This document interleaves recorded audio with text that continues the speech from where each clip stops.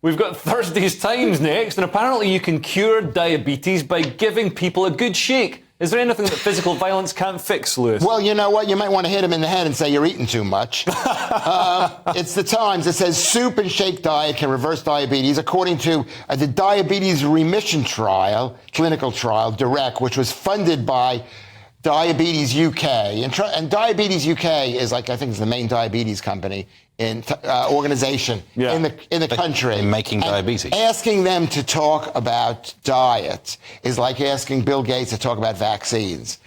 But they're world-renowned experts. Yeah, it's basically what they're saying is they put these guys on an 800-calorie-a-day diet for 3 months. That doesn't sound like very much. It isn't very much, and that automatically cures diabetes. So were these big fat people? They must have been fat people. They had type 2 diabetes. Right. And when that's the one that you sort of get through lifestyle or... Yeah, by you eating... sort of develop it rather than being born with it. What happens is when you're fat, there's no room to store the sugar that's in your bloodstream. So the sugar in your blood has no place to go, but stays in the blood and just wreaks havoc.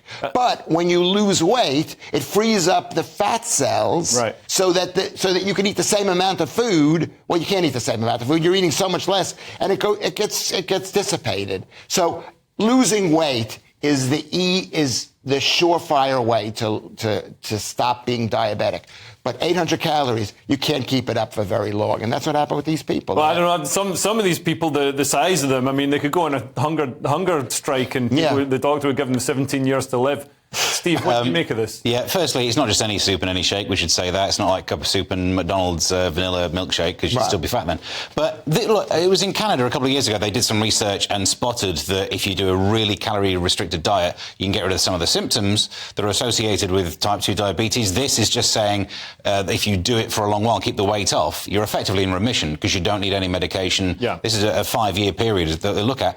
I don't think you were fully spot on. I don't think it is just to do with fat cells, it's to do with insulin levels, because they used to call type 2 diabetes insulin deafness, and it resets the way in which your cells respond to insulin.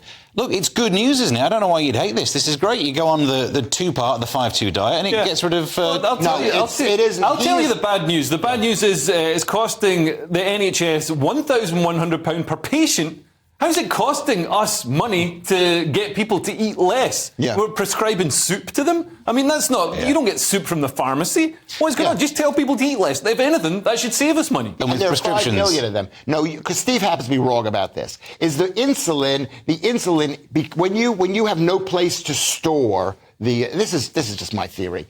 So your theory versus a trial by scientists. Yes. These people, no, I know enough to know that these people are wrong. And you don't have to believe me. I'm just some, you're right. I won't. Lewis, you're wearing a suit. Don't put yourself down like that. You're probably an expert. Anyway.